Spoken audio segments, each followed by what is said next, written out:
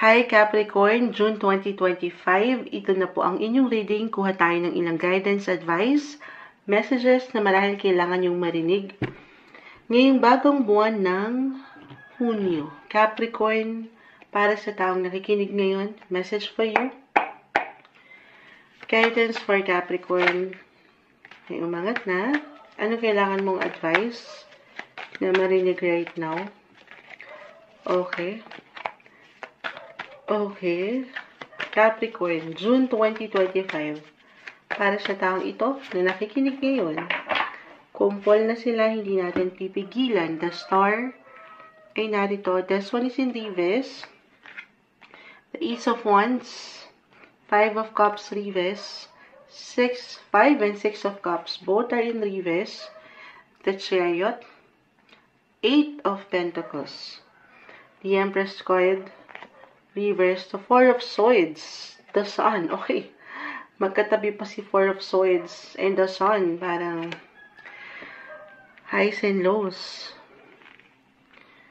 Okay. June 2025, Capricorn, yung pagka-busy and yung productivity when it comes to your work, career, ay narito pa rin.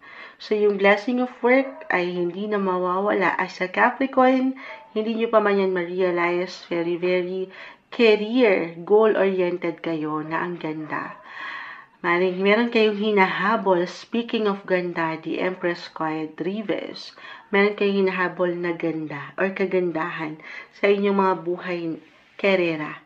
Maging ano pa man po yan, negosyo, trabaho, pagdating sa inyong mga pang-araw-araw na buhay, or kung meron kayong proyekto, ayan, gustong ayusin, pagandahin, kumpunihin, i-claim natin na ito ay something na kailangan, yes, kailangan yung energy nyo, or dito talaga yung thinking nyo, lately, at yan po, ano na naman yan, Moonchild, on fire, the Sun, this is a great sign na, or maybe a message, na positive, yung magiging outcome, yung resulta, maliwanag pa sa buwan, maliwanag pa sa araw to, the Sun.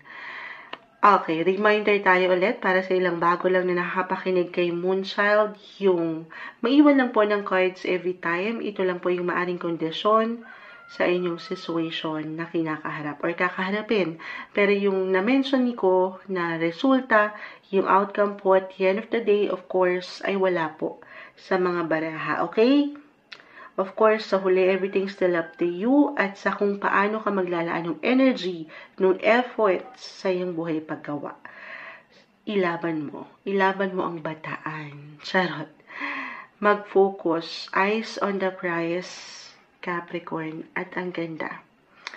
Or why not? Kahit sa simple ano to, kasi nakikita ko yung focus nyo andyan, money, work, or why not? Kusa nga angat, Ace of Wands, the Star, money opportunity, or more, kumbaga, naghahanap kayo ng extra pagkakakitaan, nung ganda, extra work for an extra income. Merong parating, guys. Ace of Wands. Maniwala lang kayo. The Star is in reverse. Minsan, napapangibabawan tayo ng pangamba or ng pag-aalala. At dito, baka ma-manifest natin, manifestation card, yung hindi kaaya-aya. Okay, lagi nyo hahanapin yung ganda, guys. Focus kayo sa mga magaganda. Or doon sa nakikita yung ganda, hold your vision. Pero lagi ko rin na-mention with the sun, the moon, the star, kahit pa yan ay in reverse, the star is still the star. May kinang pa rin dyan. Okay? Kailangan nyo lang yan punahin, hanapin, panghawakan.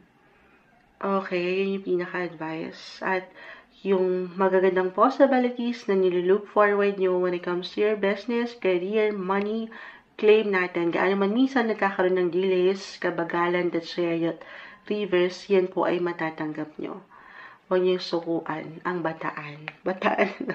Anong meron sa bataan, Moonchild? Hindi. Trabaho. Work. Grind kang grind. Laban lang. Pero ito tayo. Kaka-work kasi sinabi ni Moonchild, focus sa work. Eyes on the prize. Ito na, napabayaan na sarili. nawalan ng time sa sarili. Hindi guys ha. Very important to force, ito na yung sinabi ko, medyo highs and lows. The Four of Swords. Sa dami ng ganap, especially kung mag-apply po yung pagka-busy and yung productivity when it comes to your work, negosyo, trabaho, maging ano pa man yan, definitely, baka hindi nyo na mapakiramdaman yung kayo naman. Very important to listen to your body, guys. Sa part na yan, of course, kayo po ang higit na makapagsasabi. Okay? Ito yung best month. Maybe a reminder to recharge then your energy. Best month to focus then on your health. Hindi po isang health advisor si Moonchild. Simpleng card reader lang tayo. Pero kung meron kayong kailangan pagandahin, ito, the Empress, katabing-katabi ni Four of Swords. Pagandahin, i-improve, ipa-check, gawin yun. Ipa-check saan? Sa professional, of course, hindi kay Moonchild, okay? Health professionals, or the Empress, physically, mentally, emotionally, guys, tutukan din ang inyong mga sarili. Listen to your body. Sa part na ito po, of course, kayo po ang higit na makapagsasabi. Take care of yourself then. Kung, ayan, ang dami niyong iniisip, family, andito, the Chariot, kung may mga anak na kayo, the Empress, yes po, about children. Andyan yung sense of purpose, sense of responsibility. Sana, paano nyo magagampanan yan kung kayo po ay mismo pagod na pala. Napapagod din tayo, okay? So, take care of you, yourself, more on self-care, self-love. Magpaganda, magpaspa, magpahinga sa inyong mga paraan. Yun lang naman. At dito, ayan, meron the sun, energy, andito yon. Pero the sun, napapagod, lumulubog ang araw, pahinga rin pag may time. Ito yung umangat na guidance, advice, messages na marahil ay kailangan yung marinig ngayong buwan ng June 2025, Capricorn.